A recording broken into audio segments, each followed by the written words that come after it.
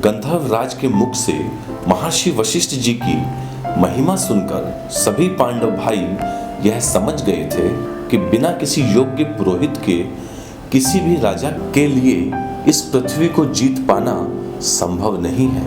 इसलिए अर्जुन ने तब गंधर्व राज से यह कहा था कि गंधर्व राज, तुम तो सब कुछ जानते हो, इसलिए यह बतलाओ कि हम लोगों के लिए योग्य पुरोहित कौन होगा। अर्जुन की यह बात सुनकर गंधर्व राज ने कहा था कि इस वन के उत्कोचक तीर्थ में देवल के छोटे भाई धूम में तपस्या कर रहे हैं। आप लोगों की इच्छा हो तो आप लोग उन्हें अपना पुरोहित बना सकते हैं। इसके बाद अर्जुन ने गंधर्व राज चित्ररथ को विधि पूर्वक अपना आग्नेयास्त्र दिया था और गंधर्व राज ने अर्जुन को गंधर्वों की माया सिखलाने के साथ उन्हें गंधर्वों के 100 ऐसे दिव्य और वेगशाली घोड़े देने चाहे थे जो दुबले होने पर भी कभी न थकने वाले थे। वे घोड़े मन से स्मरण करते ही चले आते थे और मन से चाहने पर ही चले जाते थे। साथ ही वह घोड़े अपना रंग भी बदल लेते थे। परंतु अर्जुन ने तब गंधर्व राज से यह कहा था कि तुम जो घोड़े मुझे अभी देना चाहते हो वे घोड़े तुम अपने पास ही रखो, समय आने पर वे घोड़े मैं तुमसे ले लूंगा।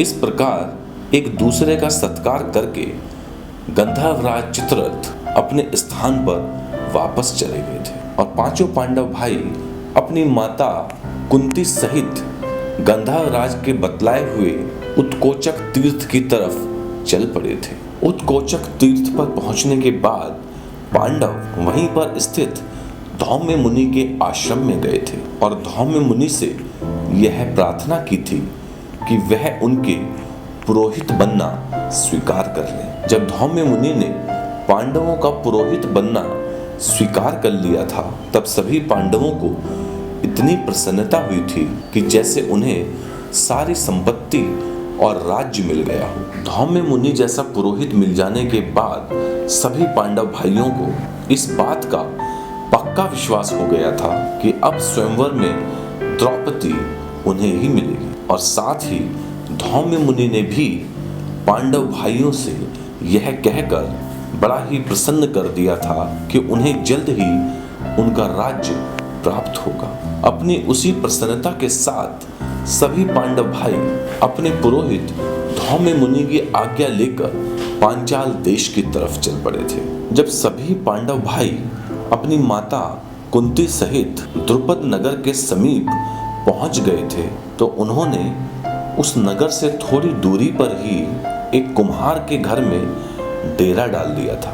कुम्हार के घर में रहते हुए वह सभी पांडव भाई भिक्षा वृत्ति से ही अपना जीवन निर्वाह करने लगे थे। इसलिए वहां कोई भी व्यक्ति यह नहीं जान पाया था कि यह लोग पांडव भाई हैं। इधर द्रुपद नगर में द्रौपदी के स्वयंवर की तैयारियां शुरू होने लगी थी। राजा द्रुपद के मन में इस बात की लालसा थी कि उनकी पुत्री का विवाह किसी प्रकार से अर्जुन के साथ हो जाए और उन्हें इस बात का विश्वास भी था कि वाणाव्रत के लाक्षागृह में पांडवों जैसे महारथी जलकर नहीं मर सकते। इसलिए उन्होंने अर्जुन को पहचानने के लिए एक ऐसा धनुष बनवाया था जिसे अर्जुन के अलावा संसार के 1-2 महारथी ही झुका सकते थे। इसके अतिरिक्त उन्होंने आकाश में एक ऐसा यंत्र टंगवा दिया था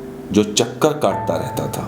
उसी यंत्र के ऊपर लक्ष्य को रखा गया था और फिर राजा द्रुपद ने यह घोषणा कर दी थी कि जो वीर इस धनुष पर प्रत्यंचा चढ़ाकर बाणों से उस लक्ष्य को भेद देगा वही मेरी पुत्री द्रौपदी को प्राप्त करेगा। स्वयंवर के दिन लगभग सभी देशों के राजकुमार और राजा द्रौपदी के उस स्वयंवर में आए थे। दुर्योधन भी अपने भाइयों और मामा शकुनी सहित कर्ण को लेकर उस स्वयंवर में आया था। इसके अलावा श्री भगदत्त, शल्य, शिशुपाल, जरासंध, अश्वत्थामा, भोज, मणिमान, सुशर्मा और राजा विराट जैसे बहुत से सुप्रसिद्ध राजा और महाराजा उस द्रौपदी के स्वयंवर में शामिल हुए थे। रुद्र, आदित्य, वसु, अश्विनी कुमार, यमराज और कुबेर आदि देवता भी द्रौपदी के उस स्वयंवर को देखने के लिए